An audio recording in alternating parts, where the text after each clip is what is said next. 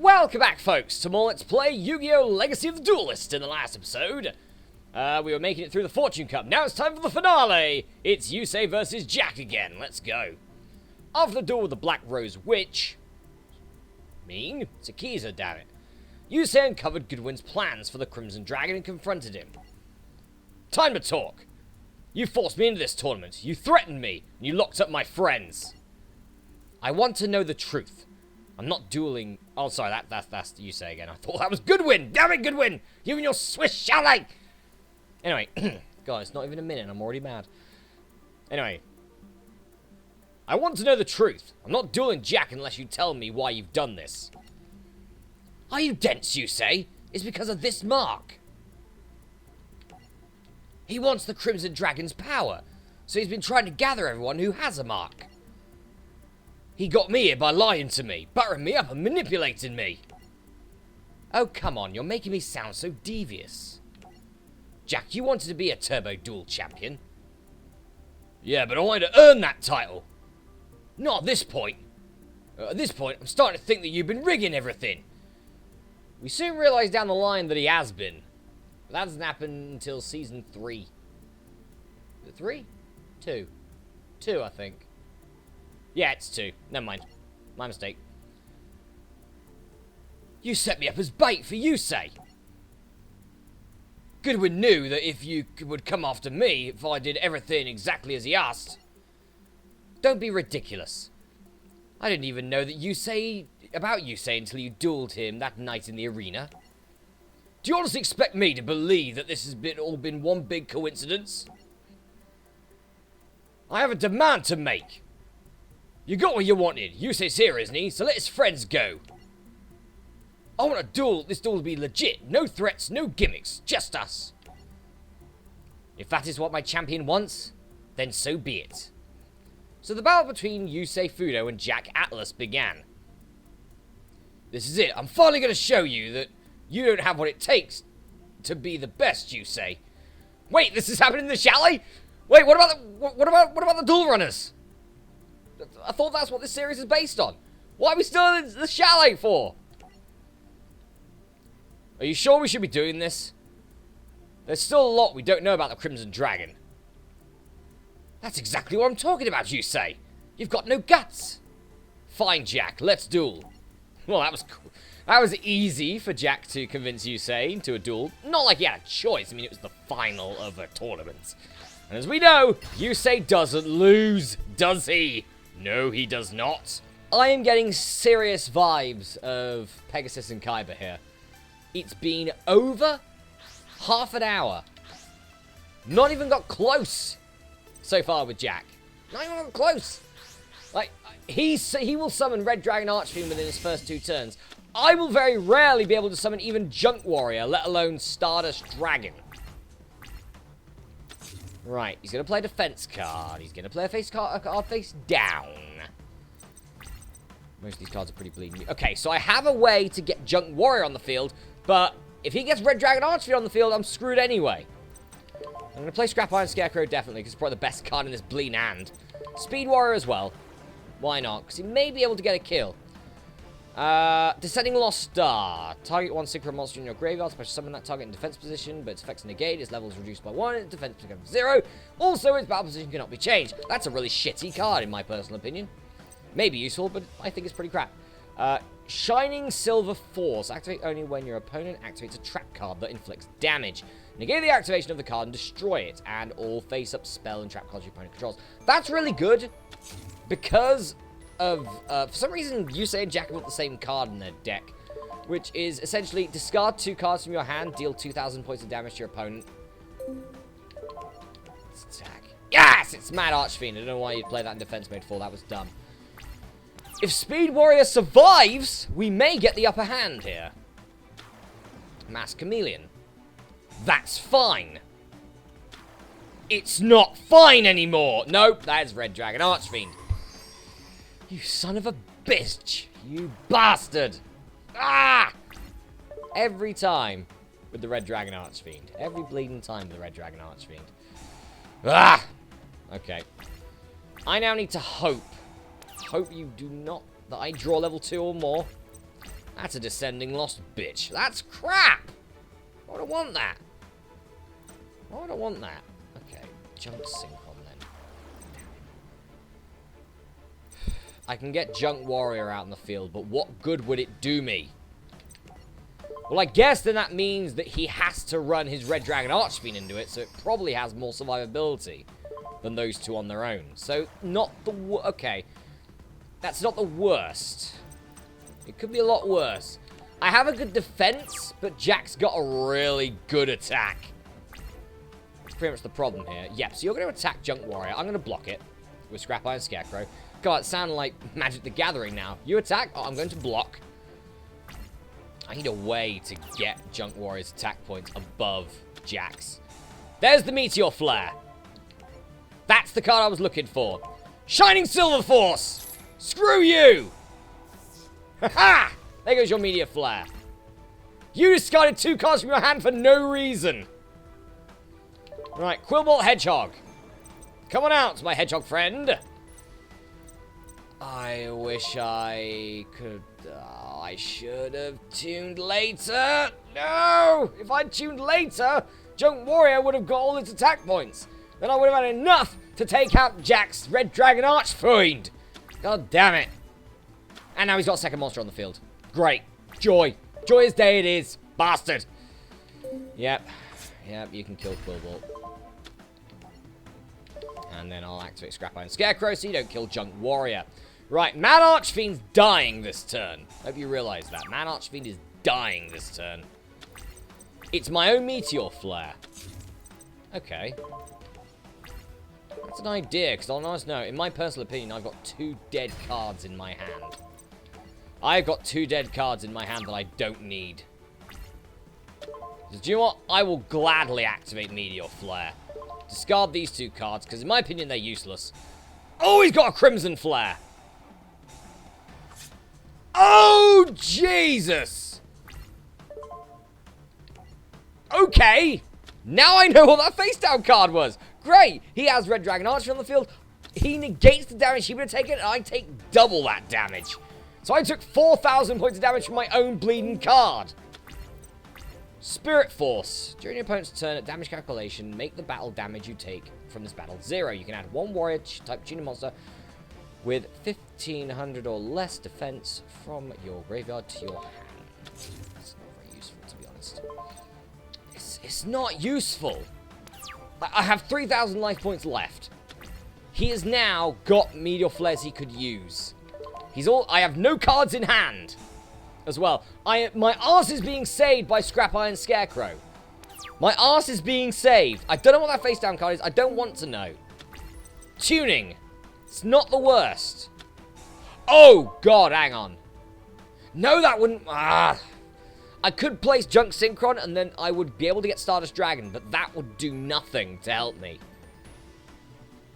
Maybe I should do it anyway, though. I could get a second Junk Warrior out in the field, I guess. I could do that, too. Junk Warrior, why aren't you level 4? It'd be great if you were a level 4. Nope, you're level 5. If I get a Junk Synchron... Screw it, I'm Junk Synchron. Junk Synchron! Right, and I got rid of the card. Okay, Junk Synchron. Hang on a minute, I think I might find a way. Right, so I want I want Speed Warrior. Then I activate Quillbolt Hedgehog's ability, which allows it to come to the field. Right, I've got 7. I've got level 7. So I could get Stardust Dragon out. I'm going for another Junk Warrior. Here's my reasoning for this. Speed Warrior Quillbolt. Speed Warrior's got more chance of dying, but has more attack points. I'm getting rid of Quillbolt. Right. Also, Quillbolt gets banished anyway, so yeah. Right, Junk Warrior. This one has got power because of Speed Warrior. It's got 3,200 attack points. Right. Now, we're ready. We're ready to take out the Red Dragon Archfiend. What is that face-down card? Nothing to worry about. Okay. Junk Warrior attacks directly. Yes! We're getting damage in. Right, we've got the advantage. We also have Scrap Iron Scarecrow. We're good. We have Spirit Force as well. He's got defense. He's playing defensively. Good. Okay. We just need to keep destroying his shit. Meteor Flare. No, I'm not risking you this time. Imperial Iron Wall. That's not bad. I'll play that. Neither player can banish cards now. Right. Speed Warrior. Go into attack mode. Right. My strongest junk warrior attacks. Dark Tinker. You can look at the top of your deck. The top card of your deck and return that card to the top of the bottom. Okay, so he chose the bottom, so it was a bad card. I don't mind that one bit. Right, Speed Warrior attacks. Junk Warrior attacks. Right, one more turn. We need one to... He's going to win this turn, isn't he? Just watch. He's going to play something that just destroys all my monsters. Or something like that. Right, well, no banishing. Imperial Iron Wall activates. It's a defense card. Oh, no. No, I don't like the fact he's got a face down card. I hate that. No. I'm not activating Meteor. Oh, well, I got a Meteor Flare anyway, so haha. Haha, for me. I'm not playing it. Alright. Come on, Junk Warrior. Yes! Mass Chameleon is gone. Speed Warrior, attack. Yes! Junk Warrior. Get in there! Alright, nearly 40 minutes. That was nearly 40 minutes. It's 10:15 now. Lovely. Due to the intensity of the duel, the Crimson Dragon was finally summoned forth. It's the sign we've been waiting for. The Crimson Dragon will soon awake from its long slumber. Just one question about all that. I thought we needed 5 signers. But we only have 4. The little girl, Akiza, Yusei, and Jack. I know who the 5th signer is. You do? How exciting! Then that means that we can unlock all of its power. That's right, Lazar. But first, we must see if we can harness the immense power of the Crimson Dragon summoning will create. After the Crimson Dragon was successfully summoned, Rex Goodwin revealed himself to be the final signer. He revealed a vision to the other 4 signers of a future that they needed to prevent. The vision was of New Domino City's destruction, and could only be prevented by the ones who inherited the Crimson Dragon's power. During the vision, Yusei was able to defeat Jack and claim victory. Just a bit of a side note, you know. Oh, by the way, Jack lost. Oh, by the way, Yusei won. Like, were anyone surprised by that? Jack, are you okay? You beat me. I don't know how you did it, but you're the champ now. If that vision is true, none of this matters. Because it looks like we all might lose. We're in danger. Both Domino City and the satellite might be destroyed. We have to unite to stop it from happening. Immediately after their duel, Yusei was proclaimed as champion. No one's surprised by that. Yeah, we got Red Dragon Archfiend, and that bloody... I hate... Okay, Harmonic Waves. I despise that card now. I'm happy I've got it, because it actually could be quite useful. Alright, let's do this one, shall we? Super Sensory Shakedown. Hopefully this doesn't take 40 minutes, because I'm going to be up at 6 o'clock. It is nearly 20 past 10. So, hurrah. Soon after the Fortune Cup ended, Yusei found himself in another duel against a man claiming to be a Dark Signer. After Yusei defeated his foe, he attempted to question him, but the individual had no memory of what had transpired. The man seemed to be under some sort of mind control. However, this was the moment that Yusei met the journalist Carly Carmine. Hi, I'm Carly Carmine, and I was hoping you'd tell me what it's like to be the first amateur to take on Domino City's new champ. And what happened here with this freaky dude in the hood? Hey, do you hear sirens? Who called security? We better get out of here before they start asking questions. But my interview! We'll finish it later. Carly's an interesting character, I guess. She's essentially, I believe the term is, a ditz. And very unlucky, let's say. But actually turns into a character with some sort of a slightly deep background, so, you know, fair enough. She's not just another Yu-Gi-Oh! Girl character like Taya. Or when we get to Season 4, oh, Tori, when we get to Bleeding Zexal, Tori, you do nothing! Taya did more than you! Seriously.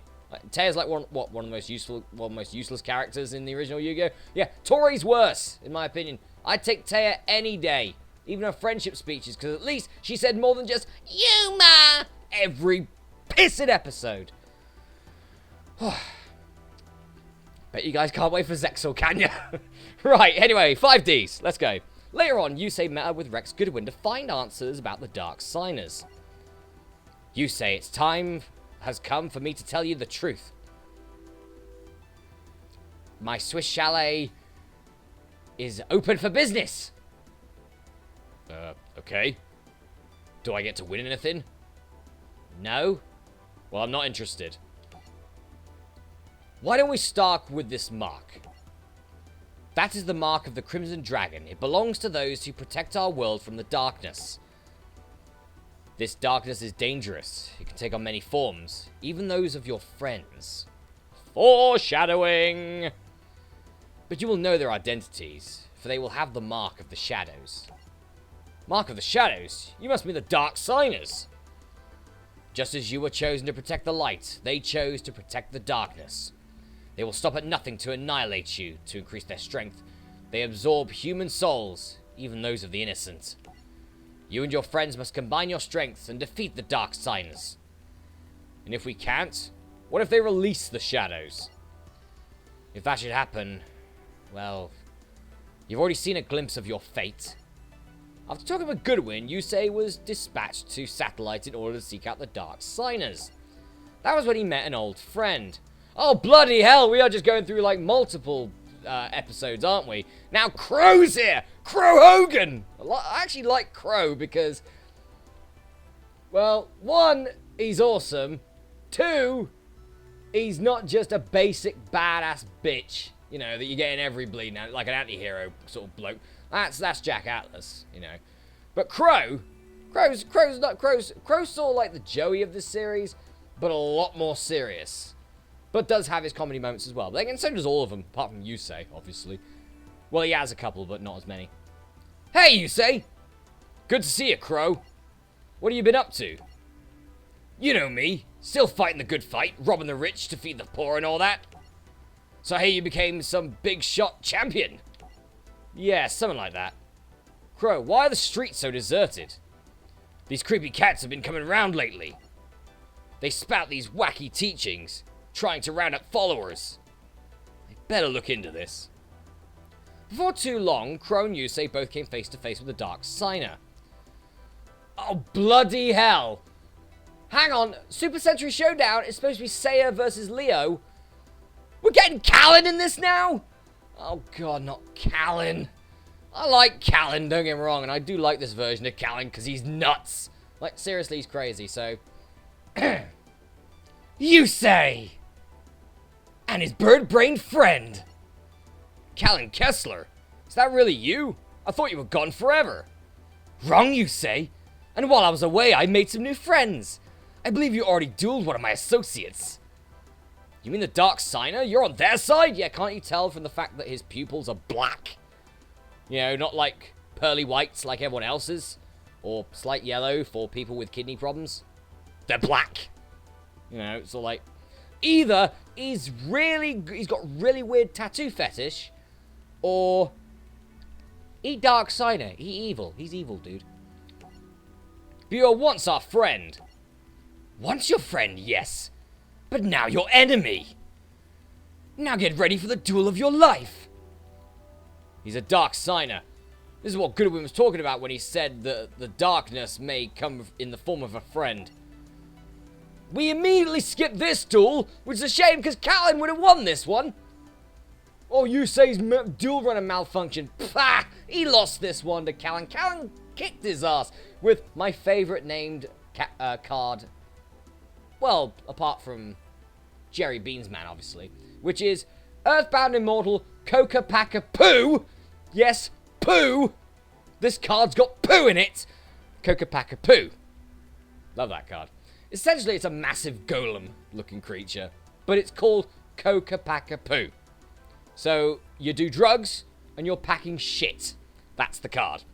Anyway, during the duel, Callan summoned the Earthbound Immortal Coca Paca Poo. I think it's supposed to be Kapakapoo, but still, Kapakapoo's still bad. That's like Kumpakapoo. So, no drugs, but you're just still packing shit somewhere. And the creature absorbed human souls throughout the arena. Callan then used this monster to defeat Yusei. Bollocks! No, the anime would not let Yusei lose on, you know, like, not in a flashback. He lost in a flashback. That's it. This was technically counted as a no contest or a draw, because Yusei's life points never went down to 0, and he crashed his dual runner. That's still a loss.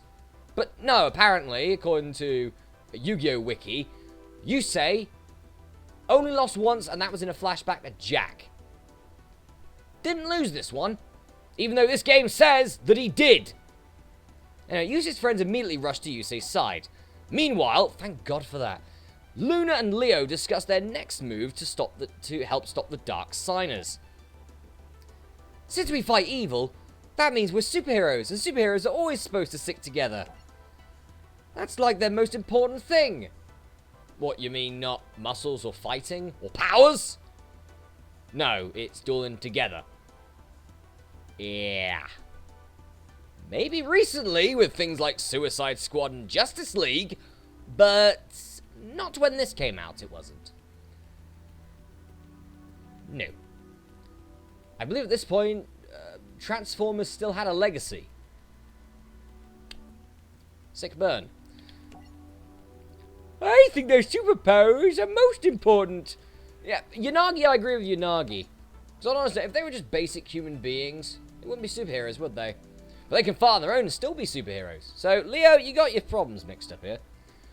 Anyway, you're absolutely right, Leo. Let's stick together right here in this nice, cozy mansion. I've noticed that Yanagi is sounding like the slime from Dragon Quest IX that I gave a voice to. Gooey! That was him. Gooey the slime. He sounded like him now. I've noticed that, which is making my jaw hurt. That's a callback. Jeez. What about Akiza? She may be a signer, but that doesn't mean that we can trust her. She's part of that weird Arcadia movement that's got all the psychics. Their main objective is to train Duelist and to inflict real damage. But Akiza would never want to really want to hurt people. Who knows? I say we stay as far away as possible. But Yanagi agreed that us heroes gotta stick together. What if she needs our help? Or what if Yusei's in trouble and we need Akiza's deck as backup? Yeah. Kokapakapoo already killed Yusei. At least that's what should have been happened, but it didn't, because he didn't lose it! And he should have lost it, and he didn't lose! Because he's a friggin' Mary Sue! I said it! I said it! He always won! I said it! Thank God! Right, as much as I hate Yuma, right, in Zexor, he's annoying as hell. But at least he was flawed! At least there was a reason for us to care about him. There was no reason to care about Yusei because he was just a white meat good guy. That's it. Can't wait for the 5D's fans to roast me on that. Also, this is a long video. This is the Yusei rant video. Screw it, I don't care. There's like a million reasons why this is a good idea. Meanwhile, Leo, Luna, Bolt, and Tenzin, not Tana and Yanagi, just saying, travel to the Arcadia Movement headquarters to get help from Akiza. You want to see Akiza? She's awfully busy. What's so incredibly important that you've come all the way here? She has the mark of the dragon. That means she's a superhero. Luna and me are superheroes too. We're going to help our friend Yusei and fight the Dark Signers and save the whole city. I've been monitoring some strange occurrences lately myself. I would love to help you. You would? My Arcadia movement represents all that is good. I promise you that I'll do everything to stop this threat. Yeah. Not with hair like that, though, Seiya. Seriously, no. You look like a villain. He wears a tie. He's a villain, alright? He wears a tie. Tai means villain. Apart from Digimon Tai, whose name is Tai. He's not villain. But this guy, villain. Spoilers. Alright. Thank you. Now, if you'll excuse me, I'll go get Akiza. Unfortunately, the entire visit was a trap set up by Seiya. See, villain! Where's a tie? His intention was to test Leo's abilities to find out if they were similar to Luna's. Where's Luna? Where am I? Why am I chained up with this gizmo on my head? That hat detects latent psychic powers, assuming that you have any. Latent what? You said you were going to get a Keezer and help us fight the Dark Signers. I will make society pay for how they discriminated and treated psychics throughout time. What are you going to do to me? Take my brain or something? Of course not. You're here to take a test, to see if you have the power of a psychic duelist. A Keezer was just a preview. I have dozens more psychic duelists at my command. Psychics can do incredible things with their minds. But resort to looking into fortune-telling balls. Just saying. That's really the case. Saya, how many crystal balls you got in the Arcadia movement? I'm guessing about 50,000 of them. That's probably how you get the money for this. It's like, now go and take everyone's money by telling them fake fortunes that everything's going to be okay. But remember, this is the world we currently live in, and nothing's good. God, I have a really bad outlook on life sometimes. I'm not wrong, though. Really? I'm not wrong. Okay? It's pretty bad at the moment. It's pretty shit. Does that mean Akiza's gonna help you get even? But she's supposed to be a hero. A hero? She doesn't even know what I'm actually really doing here. Now, what do you say we start that test? It's been 1 hour, 20 minutes. I believe I was right when I said that I'm getting Pegasus versus Kaiba vibes from this part. Or 2 parts, probably. I've burnt out again. Jesus. It's like we're about halfway through and you burn out again. Jeez, this Let's Play's going to be coming out in like 2023 at this point. Right. That's not bad. It's not a bad starting hand by any stretch of the imagination. That's a powerful starting hand. Right, first thing I'm doing, MST. Get rid of that face down card. I don't care what it is. Get rid of it. Kill it. It's a twister. Okay, it's same as Mystical Space Typhoon, but worse. Lovely. Right, now we activate Brain Research Lab. So now I can summon 2 Psychic monsters in 1 turn. So I'm summoning Reinforced Psychic Borg. There we go. And Psychic Snail. Or do I want Psychic Commander? No, I want Psychic Snail. Right. Now I play Call of the Haunted. So yeah, pretty much the count, this gets a counter every time you use this ability. But then when it's destroyed, you take 1,000 points of damage for each counter played on it. You can also put a counter on it to negate any life point. Was it? Yeah, you can place a counter on it instead of paying life points to activate a psychic type's effect.